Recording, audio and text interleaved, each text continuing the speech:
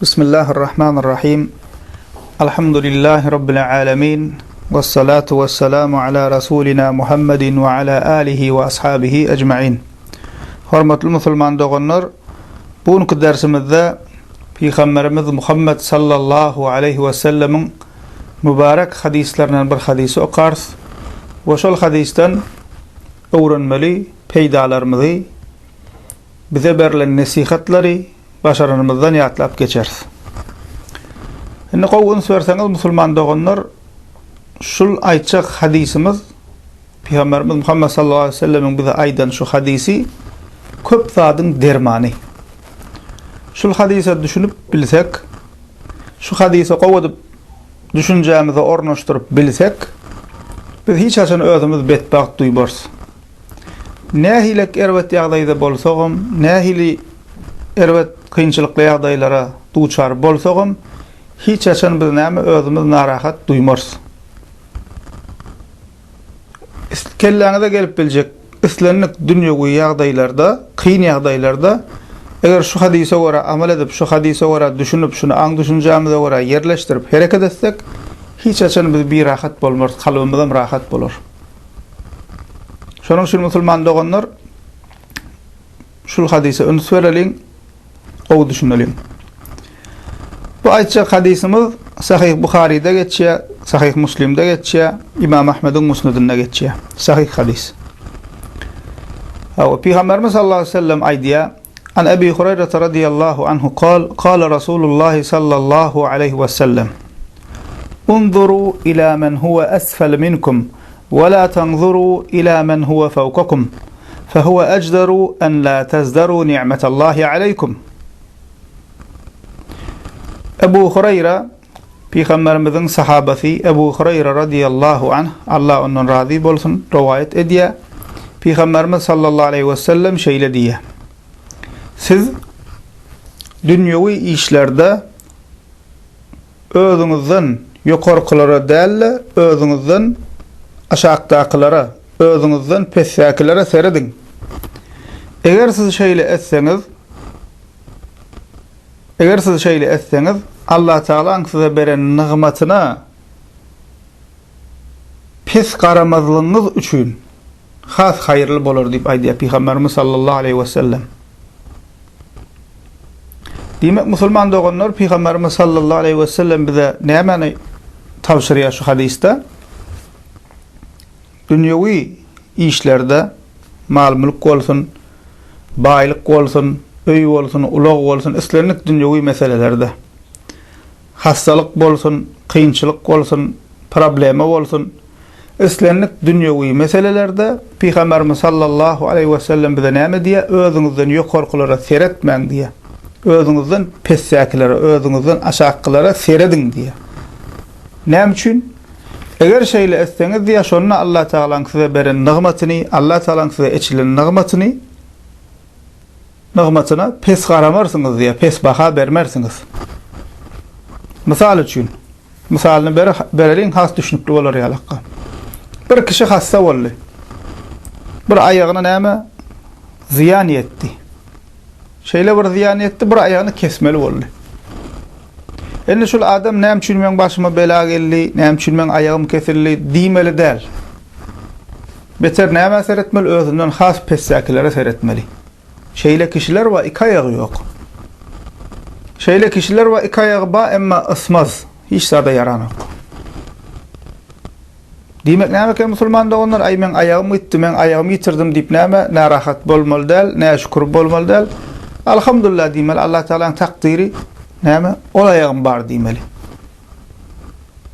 Ýöňem bir benden biri kowşum ýyrtyk diýip gynanýan eken, ýamaly kowşga ýan eken. Şu her gezek ayakkabı satýan kowş satýan dukanyň öňünden geçse, şoňa kowşum bolsa diýip, özüm garyp ýyrtyk kowşuna seredip, şeýdip şoňa bir pikirleri kellesinden geçirýän eken. Günleriň bir gününe diýär, ýanky kowşum ýok diýip nägile bolup baran, öz ýanyny kemsinip baran kişi, iki aýagym ýok, birini görýär. İki aýagym ýok, bilinden aşağı ýok, ýerde pişek bilen hereket edýär. Ondan soň oturup pikirlenýär, bäh diýär. Men kowşuma ýok bolyn, ayağım bolmasa koguş bolana näme şungal ayağım bolmasa näme diye. On bilen on deňeşdirýän bolyn ýerlen gökýäl tapa utwa. Şol ayağı yok benne ayak berjek diýsen ayak galana çizmäge de razy bolar. Ýertik koguşa aňyrda dursun. Ayak galana çizmäge razy bolar. Näme men ayağım ýerine gaýdyp bolýan bolsa diýip. Ene musulman onlar her bir meselede ene şu düşünjede bolmaly biz. Käbir adamlar görýän şikayet edýär. Özünden ýok korkulara seredýär, baýlara seredýär. Ondan soň ay bundan bir gün bolmy, bundan bir ýaşaýyş bolmy. Ay biziň günümiz için günü, ya şoňa beňzeş nägilel sözler aýdýar. Emma musulman onlar Peygamberimiz näme diýip beýle etmeň diýär. Sen şol gowunyň ýetmeýän günüň, gowunyň ýetmeýän öýüň, gowunyň ýetmeýän naharyň dünýäde belki müňlerçe däl milyonlarça insanlaryň arzu edip ýören güni. Garipçe öýüň barmy? Şükür et, alhamdulillah üstünde öýüň bar. Ol planin villasy bar, köşkü bar, mende ýok diýip gam çekme. Şükür et. Şükür et ki Allah Teala sana hayrlysyny nasip etsin. Hususan şu gün kunna bir kesel bolup durýan, bolup dur adamlar näme Instagramlarda, internetde bolşundan beter edip özlerini mahabatlanır, bir reklam etmekli gowy ýalar. Bolanam gorkozýa, bolmaýanam özüni gorkozýa. Onuň ýogam şu bahar ýalagy diýip özüni gorkozýa, bir ýerden bir sany kirli dollar tapsa onam öňüne goýup özüni reklam edýär. Bir ýerden bir iýmedigini ýitede reklam edýär. O başga bir ýeriniň bir maşyna mal reklam edýär. Bolşundan beter edip gorkozyp baram özüni reklam edip ýatyr. Ýogam özüni reklam edip ýatyr. Onuň ýanky ýalakka kişiler näme diýär? Olara seredýär. O da şoň ýalak boljak bolup soň näme şükür bolup başlaýar. Hem şunu onna var, menne yok. Ne musulmanlar onlar üstünde özünden üstünlere seyretmeliler, pes yakilere seyretmeli, aşağıdakilere seyretmeli.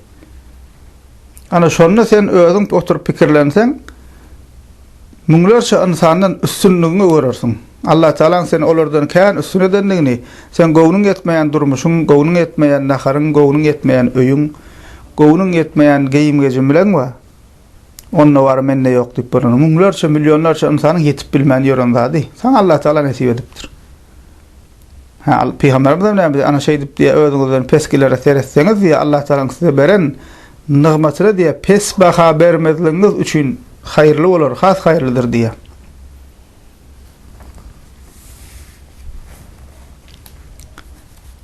Ya bolmasa mysal üçin käbir kişiler derdim ma diýär. Problemam ma, kıyınçılığım ma diye özünü şey edip bir betbagat duyya, şuna benzeş bir duygulan içinde gezip bir derdim ma diyen şeyle bir adamlar var, has dertlirak. Onun yanına o derdim var diyen keyip çekip ören yalak kol kalya. Bir hayattan, yaşayıştan lezzet alıp ören adam yalak kol kalya. Derdim var deyip ören başkasının yanına, başka has ağır dertlin yanına. Ya da kavat özümde de olya kıyınçılığım var diyen, o şeytan vasvasa veriyor, nefsimiz vasvasa veriyor. Kıyınçılığım var, problemim var diyen şeyle bir problemli adamlar var dünyada, şeyle bir kıyınçılığa duçar bolan insanlar var. Biz olan yanında derdimiz var diýmäge utanýas. Bizde dert yok. Şeyle hastalığa duçar bolan adamlar var, biz hastalansak ay hasta bolduk diýäsler. Olan hastalygyny pullanyp çözüp bolanok. Doktorlaryň çözüp bolanok. Dowamly hasta. Maýyp, ya şoňa beňzeş. Agyr hasta.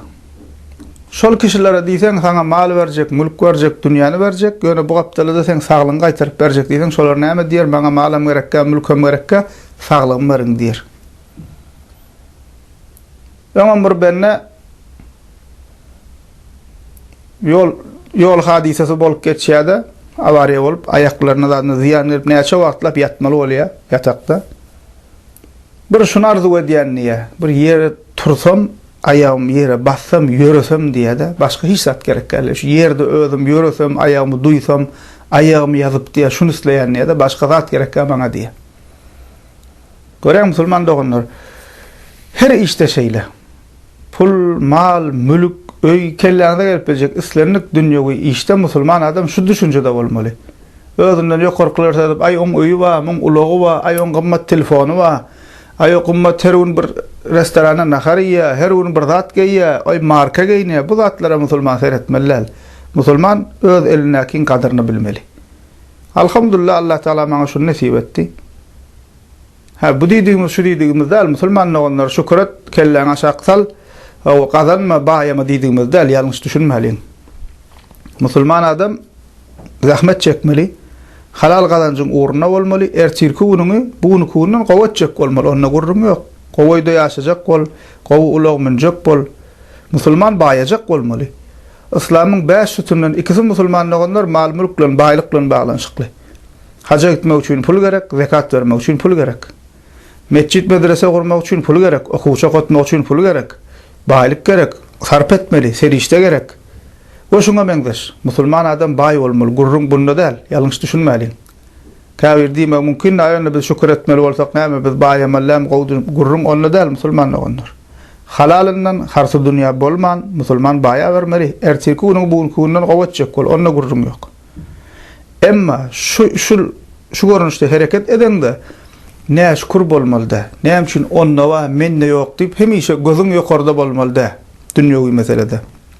Gözün peskelerde olmalı. Alhamdulillah, Allah Teala bana veren nimetine şükür. O elimden geldikçe zahmet çekerim. Biz zahmetimizle sebebini tutarız. Allah Teala neyme takdir etse men şuna razı diyeyim Müslüman adam. Çağa meselesinde de şeyle, rızık meselesinde de şeyle, iş meselesinde de şeyle, öy meselesinde de şeyle, ula hem meselede dünyavi meselede şeyle Müslüman doğunur. Şonda neyme boluyor? Adamın yürek rahat boluyor. Burada uğru çöreğim ise, bir su bilen burada çöreğim ise lezzet alıyor. Gözüne getirin bir garip bir çatmada yaşayasın.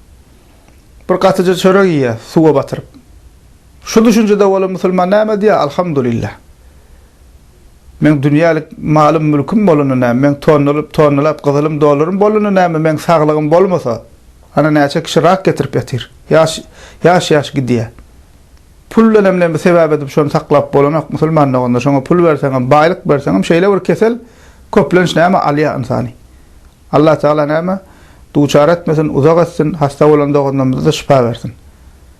Bu gözünler etin neyse ki şey deyip kötönüp. Şolara mal mülk deysen hiç gözüne görünür, hiç sat gerek gel, yöne bir arkin arası havadan alıp neyme gezip görsem deyip arzu ediyorlar. Demek şu düşüncede o musulman neyme diye alhamdulillah. Bir katı çörek tapanam olsam şükür diye. Ben şunu iyip bilen, boğazımdan geçirip bilen niye, arkin ayağımı uzatıp yatıp bilen niye. Şu düşüncede musulman. Her neyme tapan zadının kadrını biliyor. Ne yakinle başımızdan geçirdik. Arası hava zar olduk. Daşarık çıkıp yürümekliğe, arası havada gezmekliğe burnumuzu açıp şuna zar olduk. Virüs deyip, yene deyip, insanlar birinden kaçıp gören oldu. En sonunda neyme bir arası havada burnunu açıp yürümekliğe nimet ekenliydik. Şun bir farkına vardık biz. Demek musulmanlar onlar neyme düşüneceğimizi düzeltmeli. Biz hemişe şu düşüncede olmalı. Kalbına rahat bulur, tapan zadından hem lezzet alarsın. Hiç bir rahat bulmaz şu düşüncede olursa. Ne yapayım onunla var minne yok. Alhamdulillah Allah takdir etti bana. Bir neçe milyonlarca, milyonlarca insanlar men üstün olup oturuyor. Şu ervet günümlerim deyip şükür etmeli. Başına kıyınçılık geldi mi? Allah Teala beterinden korasın demeli. Allah Teala bana hayır ıslandır, men sine ediyor. Her kıyınçılığın bir hayırdır. İnsan berkap çıkıyor. Şu düşüncede olmalı. Ama yok, ne yapayım men başıma kıyınçılık geldi, ne yapayım bana gelayim mi ki? Gözümüz açılmadı, zat deyip ne şükür olmalı. Eğer şu görünüşte bolsak, Allah Teala'nın veren bize nimetine şükür etsek, Allah Teala bizim neyme? Şükür ettiğimizce bize bulan nimetini arttırır, elimizdeki de bereket verir. Köngülümüz hem rahat bulur, fikrimiz hem rahat bulur. Bir rahatlık olmaz bizde. Emma musulmanlar onları şun tersine hareket etsek. Elinde 5 manadın mı, onun kadrini bilen yok, şol özünden yok korkularda. Bunun sonu yok da. Bir baylığa kavuşayan, baydan hem bay var, onu seyrediyen. Ay bir öyüm olsun diye, onu seyrediyen, onun yok korkasıyla gidip otur, bunun sonu yok. Onna var, menne yok. Onna var, şey gidip otur. Hem işe bir rahat bulur şol kişi. Goya başkalarıyla yarışayan yalakka. Neticede näme bolar? Elindäki hem gadryny bilmez, elindäki bardan hem lezzet alyp bilmez. Öz näşkuru bilen elindäki bereketini hem gaçyrar. Neticede elindäki gadryny bilmeýänligi üçin elindäkiden hem mahrum bolar. Şunu kunna misal üçin köp maşgalalarda musulman doganlar soraýarlar, paýlaşýarlar, nesihat soraýarlar. Maşgalaların içinde hususan köp ýaş çatynjaların içinde düşünşmezlik näme üstüne bolýar. Gynasagam elbette erkeklerde de kemçilik bolup bilýär, aýalda da bolup bilýär. Köplenç denen doganlarymyzda şuňa alaka zatlar kän bolýar. Ana planda şu zat bar, näme üçin bizde ýok. Gelip ýollaşyny diýär, ýani plan şu zat alypdyr. Ay plan hil zat alypdyr, öýüne şunu alypdyr. Plan hil sowgat edipdir. Şuňal misallar berýär. Kän gözü başga ýerde, gözü daşarda. Onam gelip ýollaşyny aýdýar. Erkek kişi de bir aýdýar, iki aýdýar, üç aýdýar näme? Ýöne durtup dursaň bir adam näme, onu şeýdip näme? Maşgalada näsatlyk bolup başlaýar. Gowny degişlik bolup başlaýar. Näme üstünde onda var, bizde ýok üstünde. Näme üstünde şu özüňden ýokarka seretmekliň üstünde. Özünden peske seretse şu hadise wara amal edip. Ay alhamdulillah bizde de näme ýuwaş-ýuwaşdan rahmetimizden ýuwaş-ýuwaşdan durawara boluverer. Alhamdulillah birente adama göre Allah Teala bize köp zatlar nasip edipdir diýen düşünjede bolsa, bir maşgalaň içinde şükür edip dursalar, agdalalyk boljak, gel düşünşmek boljak, gel gowny degişmek boljak, gel beter tapanjalarynyň gadryny bilip ýaşajaklar, hasan bereketli boljak. Beter o ýylyň günüň elinde näme barka, oň näme alyp näme goýanyny ýylyň puluny kazanjyny sanap başa goýup bolup ýörýänçe, kelläňi özüňe peýda getirjek zatlarla meşgul etsen has haýyrly boljak. Şunu kuna gynasam käbir adamlar göni näme hususan biziň jemgýetimizde plany baýa urasa näde baýa ýaka, nirden gazanýaka, ýa bolmasa bir işe giripdir diýse birinji soralýan zat näçe aýlyk alýar. Saňa näme näçe aýlyk alýar? Oň näçe aýlyk alýandan saňa peýda barmy? Oň şahsy işi. Hem gynansak da öz şahsy meselesinden beter başgalarının şahsy meselelerden köp gozuklanýar köp insanlar hususan ýa-ni dünýäwi meselelerde. Baýa urusy näde baýa ýaka, nirden gazanýaka? Ey kardeşim, saňa näme, sen özüňe kelläň agyrt. Kelläň işleýärmi, özüňe kelläň agyrt sen. Men näde gowadyp gazanyp bilerin, men näde bunumy ertir gün bunun haýyrladyp bilerin, şol gurda bol. Neticede näme bolýar şeýdip soňundan näşkurlygy bar ýa, ýylyň eline käser edip öz elinäki gadryny bilmän başlaýar. Şonuň üçin musulman doganlar şol hadise göre amal edip ýaşasak, düşünjämiz şoňa göre düzelsek, kalbymyz rahat tapar, elimizdäki bereketlener. Hawa näme? Allah Teala bu şükrümizin netijesinde hasan biziň näme işimiz ugurna bolar. Ýene de şu ýerde musulman doganlar belli kökümünü aýtsak, şul aýdanmyz dünýäwi meselelerde, emma gellik dini meselelere, ibadet meselesine, ilim meselesine, onda musulman doganlar özüňden ýokarkylara seretmeli, peskilere seretmeli däl. Yani sen namaz okuyan bolsaň, Kur'an ýa tutýan bolsaň, ilim öwrenýän bolsaň, ay men birente adama wara men üstüne diýip özüňden pessäkilere seretmeli däl. Dini meselelerde, ibadet meselelerini özüňden ýokarkylara seretmeli, özüň hem işe pes görmeli. Emma dünýäwi meselede näme diýdik? Özüňden ýokarkylara seretmeli, peskilere seretmeli, şükür etmeli. Näme üçin şükür edýän, elindäki gadryny bilýän, elindäkiden mahrum bolan ok. Oşoň netijesinde hasam elindäki bereketlenýär. Hasam näme haýryň artmaklygyna sebäp bolýar. Emma dini meselede ay men ibadetim ma men şunça orada tutdum, men haja gittim, näme etdim diýip näme? Özüňi başgalardan üstün tutmaly. Özüňden ýokarkylara seretmeli. Men näçe namaz okusamam, men bir günäkar kul. Käşke şu sahabalar ýalak bolup bilsek, şolar ýalak bolup biläýsek.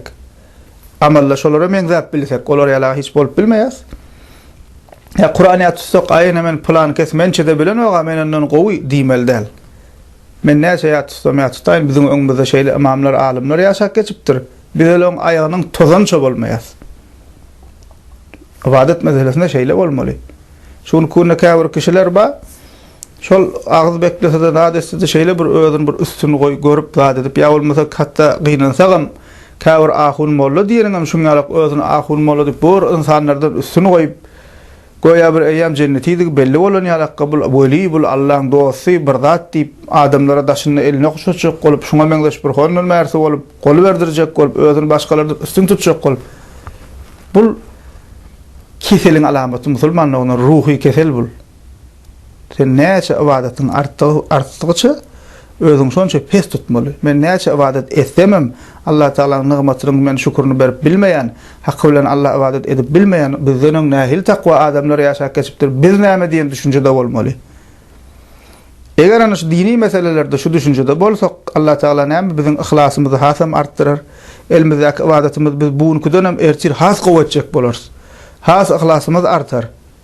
Hilni hasam edýän ibadetimiň artdyrjak bolars. Qur'ana öwrenýän bolsak has köp tutjak bolars. Ilme öwrenýän bolsak has köp öwrenjek bolars. Sadaka berýän bolsak has köp sadaka berjek bolars. Ay men berdim o diýip honul märsi bolmaly däl. Şoň kunna adamlar 5 manat sadaka berse 55 manatlyk reklam edýärler. Baran ýerine aýdýar, internetlere goýýar. Zady, ýok musulmanlygyň ibadetde özüň üstün görmesen 5 manat berseň malyň mülküň hasap Allah ýoluna harjasaň sahabalar bizden ýokarda takwa adamlaryň eden Allah ýoluna hyzmatlarynyň ýany hiç zat. Şoň üçin näme şu görnüşde bolsak dini meselelerde ibadetimize tekebbirlik girmez. Minnet girmez. Goýa bir aý men ibadet etdim diýip şuňa meňzeş bir özüm içimizden bir tekebbirlik, riya duygulary gelmez. Biz näçe ibadet etsem, biz haqqy bilen ibadet edip bilmez. Käşke plan alim ýalak bolup bilsem, käşke plan takwa adam ýalak bolup bilsem diýip dini meselelerde musulman doganlar özümizden näme ýokalyklara seretmeli. Allah Taala musulman doganlar hemmemizi we maşgalamyzy razy bolan bendelerinden etsin. Allah Taala hemmemiziň malymyza, janymyza bereket bersin, güýçli iman bersin. Allah Taala'nın tevhidine düşünüp Peygamber Muhammed sallallahu aleyhi ve sellem goýup giden ýoly bolan, mirasy bolan ilmine düşünüp, sünnetine düşünüp, şo sünnete berk yapyşyp, bid'at we hurafalardan uzak durup, özümüzi we çağalarymyzy daşda görüňizi hakyky İslam terbiyesi bilen terbiye edip bilenmizden paýlaşyp, şu görnüşde Allah Taala'nın razy bolan bendelerinden bolmaklyk Allah Taala biziň hemmemize meýesser etsin, tawfik bersin. Elhamdülillahi rabbil alamin.